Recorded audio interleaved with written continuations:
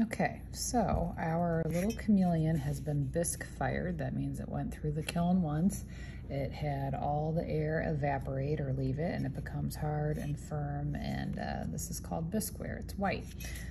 So now our next step is to take some glaze, which is sort of like paint, except that it has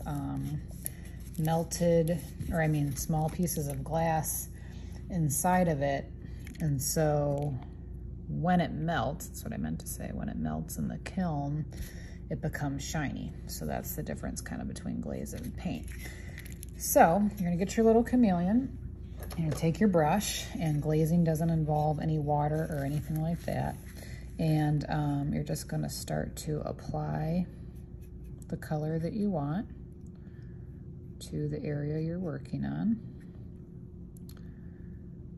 And you're gonna notice that the glaze soaks in pretty quickly because this clay is still porous. In other words, it can absorb what's being put onto it.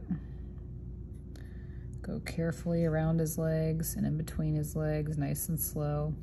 Sometimes you might get a little bit where you don't want it, like I did on his leg there, but the slower and more careful you go, the better it's gonna be. Make sure you're kind of rotating your piece either on your hand or in your table so that you're looking at it from all sides, because that's how a sculpture, which is three-dimensional, differs from like just a painting or something, is that I can see underneath here, I can see the back, I can see the top. It's viewed from every angle, so it's important that you're kind of looking closely that each part is done. So, it's gonna take a little bit to get my leaf done, but I'm gonna keep working at them. You do want to go on your edge and in between these little cutouts right there, because we want the leaf to look finished. We don't want it to look like, okay, it's partly white and partly green. That doesn't make a whole lot of sense.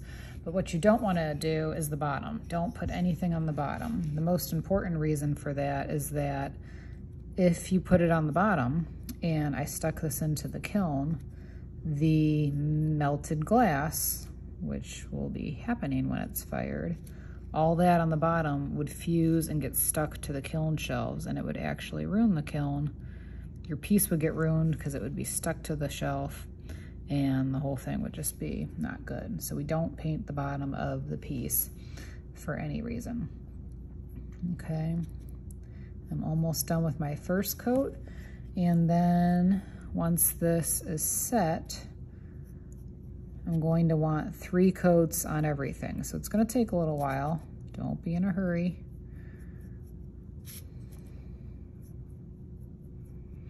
And the reason you want the 3 coats is so that these colors are nice and vibrant. There's nothing that got missed or streaky looking or anything like that. Okay, so I'm still on coat 1. I'm gonna finish back here, and then I'm gonna go for a second coat of the same color, a third coat of the same color before moving on to the next part.